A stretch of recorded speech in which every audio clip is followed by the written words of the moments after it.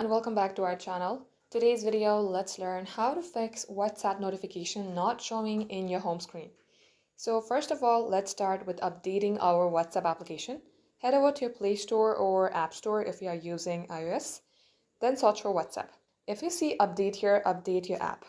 Next step, head over to your settings, scroll all the way below and select apps. Here also, you're going to have to type in WhatsApp and select WhatsApp. Now in here, you will see notifications. I'm sure this is by default allowed, but you also have to select all these three. So simply check all these three.